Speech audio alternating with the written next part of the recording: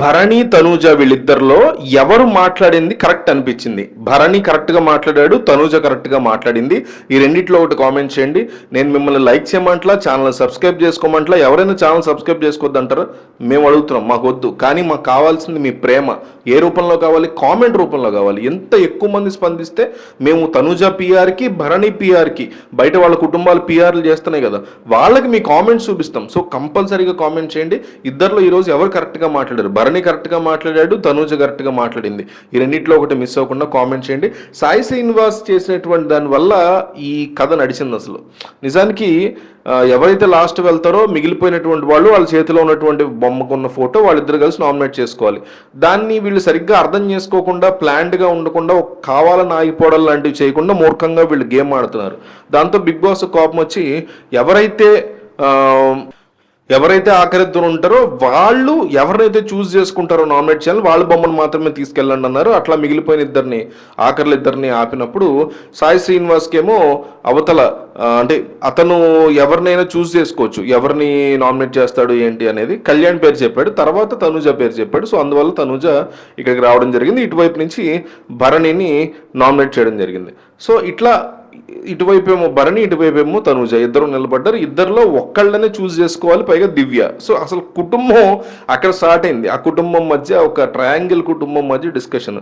దివ్య ఏమో అన్నయ్య అంటుంది, ఒకసారి ఫాదర్ లాగా ట్రీట్ చేస్తుంది. తనూజ మొదటి నుంచి నాన్న అంటుంది.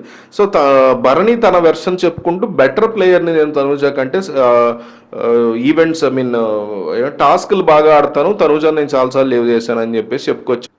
తనూజ కంటే ఫిజికల్గా చాలా మంచి ప్లేయర్ నేను అని చెప్పి ఊరుకుంటే సరిపోయేది. కానీ తనూజ అనేక సార్లు సేవ్ అవ్వడానికి నేనే కారణం అనేటువంటి కాన్సెప్ట్ని తీసుకొచ్చేసరికి తనూజకు ఒళ్ళు మండి అనేక సార్లు మిమ్మల్ని మీరు ముంచుకున్నారు. ఈ సేఫ్ గేమ్ ఆడి హౌస్లో మీ అంత సేఫ్ గేమ్ ఎవరు ఆడరు.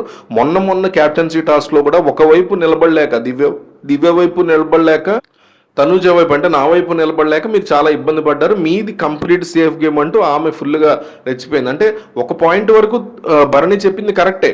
తనూజ కంటే obviously very good player Bharani, physical పరంగా ఇంకోటి పరంగా. కానీ తను అన్నిసార్లు సేవ్ చేశాను అనే దాన్ని 3-4 సార్లు స్ట్రెస్ చేసి మరీ చెప్పాడు. తనూజ పాయింట్ ఏంటంటే మీరు నన్ను ఎప్పుడైతే సపోర్ట్ చేశారో అది సపోర్టింగ్ గేమ్. ఆ సపోర్టింగ్ గేమ్లో కూడా బిగ్ బాస్ ఇంట్లో ఉండడానికి అర్హత ఉండి బెస్ట్ ప్లేయర్ ఎవరైతే ఉంటారో వాళ్ళ మీ దృష్టిలో ఎవరు ఉంటారో వాళ్ళకి సపోర్ట్ చేయండి అంటే మీరు నాకు సపోర్ట్ చేశారు తప్ప, నాకు కెపాసిటీ క్యాపబిలిటీ ఉంది కాబట్టి సపోర్ట్ చేశారు తప్ప నాకేదో మీరు ముష్టేసినట్టు చేయొద్దు. ఇద్దరి మధ్య భీభత్సమైనటువంటి గొడవ చాలాసేపు జరిగింది. కుటుంబం సర్వనాశనం, అంటే ఇద్దరి మధ్య ఉన్నటువంటి ఒక చీలికి వచ్చేసింది కుటుంబంలో అనే క్లియర్ కట్ ఇది నడిచింది. నిజానికి కళ్యాణ్ని పిలిచాడు ఫస్ట్ నామినేట్ చేయడానికి, ఎవరు సాయి శ్రీనివాస్. కానీ ఆగండి, కాదు తనూజ అని చెప్పాడు. ఎందుకంటే తనూజ వర్సెస్ భరణి పడాలి, పడితేనే బాగుంటుంది. ఇలాగే ఉండాలి హౌస్లో. ఇప్పుడు ఇదే అవకాశం దివ్యాకు వచ్చింది కొద్దిసేపటి ముందు. వచ్చినప్పుడు అంటే ఎవరు ఒకళ్ళ బొమ్మను ఇంకోళ్ళు తీసుకెళ్ళారు, కానీ సంజన బొమ్మను ఎవరు తీసుకెళ్ళారు. సో సంజన బయట ఒక్కతి ఉండిపోయినప్పుడు సంజనకి సంజనాతో పాటు ఫస్ట్ మోడల్ ఆఫ్ నామినేషన్ వేరు. సో అప్పుడు సంజనాతో పాటుగా వేరే ఎవరైనా తీసుకురండి నామినేషన్ జోన్లోకి అన్నప్పుడు దివ్య ఎవరిని తీసుకురావాలి? ఇమాన్యుల్ తీసుకురావాలి. ఇమాన్యుల్ తీసుకొస్తే రీతుని తీసుకొచ్చింది, అది కరెక్ట్ కాదు కదా. ఇమాన్యుల్ తీసుకొస్తే ఎప్పుడు బాండ్స్లో ఉండే వాళ్ళ మధ్య పెడితే ఇట్లా నిజాలు బయటపడతాయి. అవతల వాళ్ళ గురించి వీళ్ళు ఏమనుకుంటున్నారు, ఫేక్గా వాళ్ళ పట్ల ప్రేమ చూపిస్తున్నారా, ఇంట్రెస్ట్ చూపిస్తున్నారా, బాండ్ చూపిస్తున్నారా, ఫ్రెండ్షిప్ చూపిస్తున్నారా, ఇంకేమైనా చూపిస్తున్నారా, ఇవన్నీ అబద్ధంగా చూపిస్తున్నారా అనేది క్లియర్ కట్గా ప్రూవ్ అవుతాయి. అది ఇక్కడ చేయలేకపోయింది దివ్య. బట్ సాయి శ్రీనివాస్ చాలా టాక్టిక్స్గా స్పాంటేనియస్గా రియాక్ట్ అయ్యి అప్పటికి రాంగ్ నేమ్ చెప్పాడు. బట్ స్టిల్ వెంటనే సరి చేసుకుని లేదు తనూజ అని చెప్పాడు. తనూజ వచ్చింది, తనూజ వచ్చేసి భరణి పడింది. అందులోంచి దివ్య మళ్ళీ భరణిని చూస్ చేసుకుంది.